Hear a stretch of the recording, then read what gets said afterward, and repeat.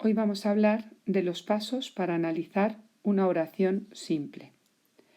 En primer lugar, hay que buscar el núcleo verbal. Puede tener distintas formas. Puede ser una forma simple, llovió, puede ser una forma compuesta con el verbo haber, como ha llegado tu padre, ha llegado. Puede ser una forma en voz pasiva, fue arrasada, donde aparece el verbo ser más el participio del verbo que se conjuga. Puede ser también una perífrasis, que está formada por un verbo auxiliar, puede incluir una conjunción como en este caso o una preposición o no tener ningún elemento de enlace, y luego tiene una forma no personal.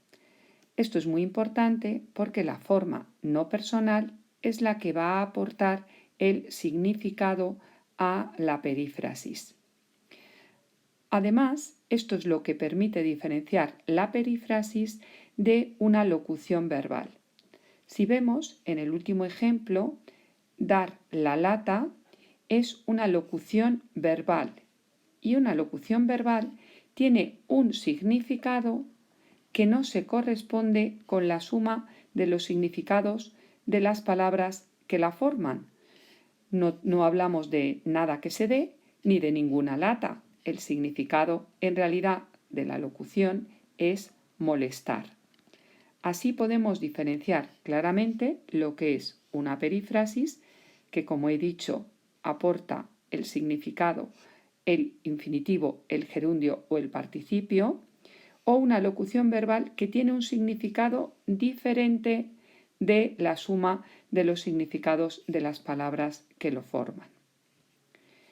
Una vez que hemos localizado el núcleo verbal, tenemos que preguntarnos por si esa forma verbal es propia de una oración impersonal, porque las oraciones impersonales solo tienen sintagma verbal, no tienen sujeto. ¿Qué posibilidades encontramos? Una oración impersonal construida con se, de manera que sea en tercera persona del singular, y puede ser como este caso. Se habló sobre su futuro. Son oraciones en las que alguien hace la acción, pero no interesa o no se determina. Se dice de una manera general. Se viaja mejor en compañía. ¿Quién? Cualquiera que viaje en compañía, dicho de una manera general. Estas son las impersonales con se. Un segundo tipo de impersonales son las impersonales no reflejas, mucho más conocidas por la mayoría, las de fenómeno natural, llover, nevar, tronar, relampaguear. Otro grupo que está formado por ser, estar, hacer, bien referido a tiempo atmosférico o cronológico, por ejemplo, es tarde para ir al cine. Y un último grupo, las que forman el verbo haber en tercera persona del singular y con un valor transitivo. Quiere decir que aquí el verbo haber va a ir acompañado de un complemento directo que es fiesta. A veces lo oiremos mal concordado. Oímos, por ejemplo, algunos locutores que dicen habían goles o hubieron goles en ese partido. Eso es incorrecto, porque el verbo haber con este valor es de impersonal, siempre tiene que ir en singular.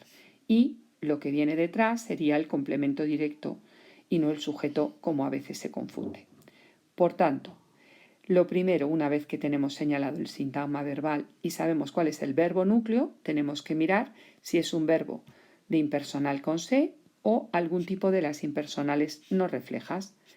En este caso, si la oración es impersonal, empezaríamos a analizar el sintagma verbal. No tendríamos que buscarle ningún sujeto puesto que no lo tiene. Pasamos a la otra posibilidad. Hemos descubierto que la oración no es impersonal, no es ninguno de esos casos, y vamos a ver, por tanto, cómo localizar el sujeto en la oración. ¿Qué hacemos para saberlo si la oración no es impersonal? Pues cambiamos el número del verbo y vemos qué otra palabra concuerda con este en número y persona.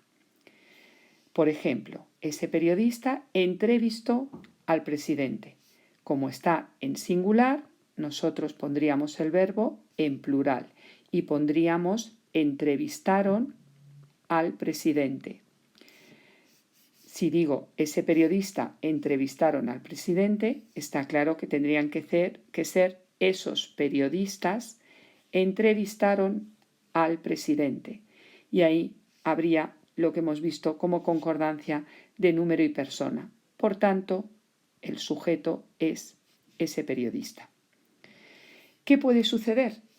Que el sujeto no esté explícito como en este caso, sino que esté omitido. Vamos al verbo, has buscado, y vemos que aunque lo pusiéramos en plural y pusiéramos habéis buscado en tu cuarto, no cambiaría ninguna palabra de la oración. En este caso, las desinencias verbales son las que me van a marcar el has, que está en segunda persona del singular, me va a marcar que el sujeto es un tú. ¿Has buscado tú en tu cuarto? Vemos que este caso es el de sujeto omitido. Y así pasaríamos ya a ver algunos ejemplos para clarificarlo. Por ejemplo, llovió mucho ayer, vemos que el verbo llovió es una forma simple y sería un caso en el que toda la oración es un sintagma verbal, puesto que se trata de una oración impersonal de fenómeno atmosférico. ¿Ha llegado tu padre ya? Tenemos una forma compuesta, lo podríamos poner en plural, han llegado tus padres. Por tanto, vemos que aquí el sujeto es tu padre y tiene un sujeto explícito.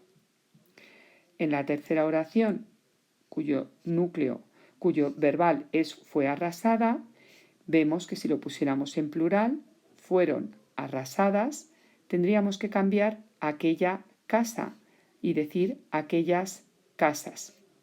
Por tanto, aquí tenemos el sujeto que es aquella casa.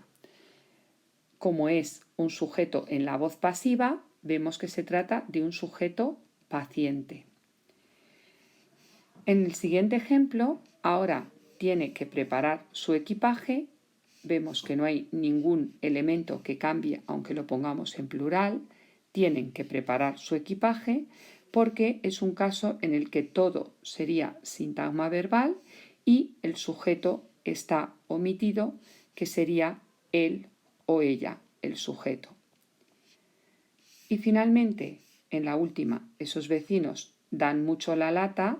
Aquí tendríamos el sintagma verbal predicado y como vemos que está en plural, vemos que esos vecinos es el sujeto agente de la oración.